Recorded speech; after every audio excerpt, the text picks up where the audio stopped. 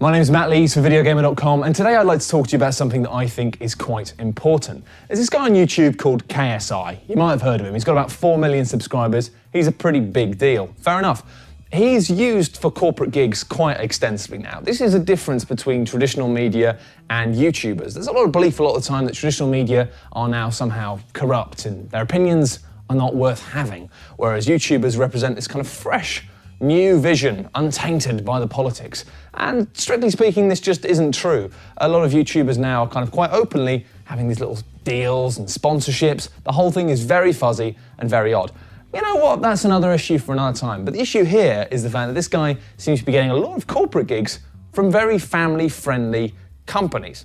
He does a substantial amount of work with EA for FIFA. He's done stuff with BT Sports. He was sent out to cover E3 for Channel 5's The Gadget Show, and last night he was part of the live show to launch the Xbox One in London.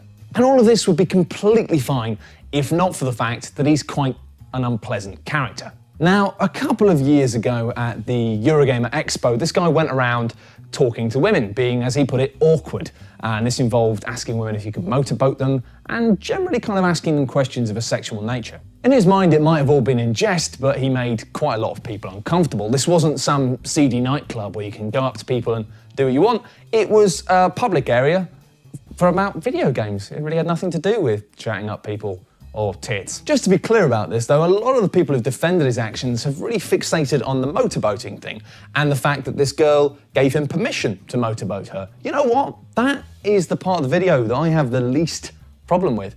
It's a bit weird to go up and ask someone if you can motorboat them in a public place, sure, but it's more the fact that he went up to a promotional staff working for Mountain Dew, I believe, and asked her where her tits were. Where have your tits gone? Where have they gone? Yeah. What do you mean? Because I can't see them. Funnily enough, this doesn't have anything to do with gender. This is just a very basic decency thing of not being a prick to people. I worked for many years as promotional staff, just like this girl, standing around trying to talk about products. It's a really rubbish job to have. And you know what? What makes that job worse is when people come and treat you like crap while you're doing it. Best case scenario, you're just as bad as the people who go to restaurants and click their fingers at waiters and think that being rude to staff is just part of what you're paying for on the bill. I can appreciate why people might think that, but you're still an awful human being who should probably be killed. Anyway, on a basic level, his behaviour at the show, whilst it may have been intended to be humorous, was quite clearly malicious and unpleasant, and Eurogamer thankfully had the good sense to then say that he was banned from the show for all future years. It's an open forum. People go and buy tickets to this thing. They want to see games. They don't want to be harassed.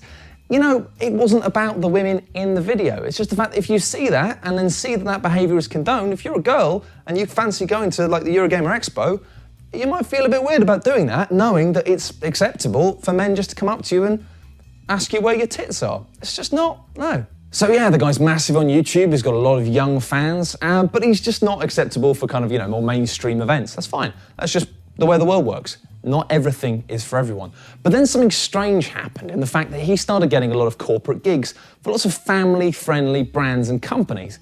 And I mean, the main question here is why? But the crucial thing about this video that we need to clear up now, before you've already hit the dislike button and called me some variation of a fag, which, let's be honest, you've probably already done, is that this isn't about what I think, or it's not about what you think. It's about the way that brands use other brands to promote their brands. Because Microsoft aren't some sort of up-and-coming company. They're not rogue mavericks. You know, Microsoft as a company are not Danny Dyer. They have a corporate responsibility. You know, for years they've been selling something called Windows. And who buys Windows? Your mum and dad. Microsoft have always been a family brand. And now with the Xbox One, more than ever, they are really trying to push this whole angle. This isn't about teenage boy gamers anymore. This is about a family entertainment media system. You know, they've kind of abandoned us in many regards as kind of serious gamers. They're not going for us anymore. They're going for the mass market. They're going for everyone. And that's what makes it pretty unacceptable that they have aligned themselves with a guy who made himself famous on YouTube by popularizing something called rape face, where he just does a face to the camera that looks like he's about to rape you. I'm sorry, but even if you are kind of misguided enough to think that that's fine and that's cool, you probably aren't stupid enough to think that everyone would think that was okay. You know, you wouldn't switch on the Great British Bake Off and have someone take a tray of muffins out of the oven and then turn and do rape face. You just wouldn't. Why? Because not everybody thinks that that stuff is acceptable. And you know what? You might be like, fuck you, man. We think it's funny. You don't. You just don't understand how to take a joke. You don't understand jokes. Fine, whatever. But this isn't about us. This is about the corporate message to the world. They are trying to use this guy, who clearly is not suitable for family-friendly companies and events, to hawk their stuff. And why? Because he's got 4 million subscribers on YouTube, because he makes videos about FIFA. FIFA's big.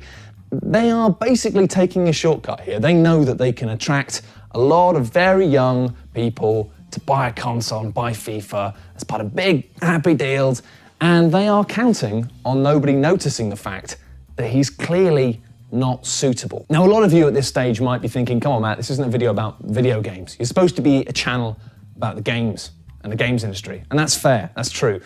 But the thing is, we have to look at every element of this. If we have a company or a publisher trying to pull the wool over our eyes with some dodgy marketing or some bullshit, then we are going to call them out on that. But this is another level of bullshit. This is a company using fairly seedy and dodgy marketing techniques in the hope that no one will notice. And they're right. Nobody does notice, because only people like me, people in the specialist games industry area, know that this guy is like this, and yet now he's on television. So if you are watching this video and you didn't know this, then do share it, because I personally find it pretty unacceptable that these family-friendly brand things keep giving money to a guy who has made his money off of rape face.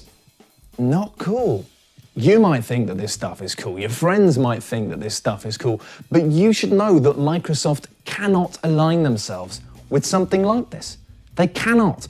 And I've worked in PR for 2 years, and I know that the only reason they've used this guy as an onstage character to help sell their consoles is either because they haven't done their research and they don't know what kind of a guy he is, or they've looked at it, they've done the numbers, and they've decided that it's a risk worth taking. They've decided that getting that 4 million YouTuber subscriber audience, a real nice target market of FIFA players, young guys, they've decided it's worth trying to grab those guys and trying to get them to buy an Xbox One, because they probably won't get caught. Well, this is me trying to catch you. Sorry, Microsoft, but you fucked up, and it's about time that this guy stopped getting corporate family gigs. Again, apologies if you just come with funny stuff. Funny videos will resume shortly. If you have enjoyed this video and you do think it's a point that's worth sharing, I'd implore you to share the video. Thanks very much for watching. Bye!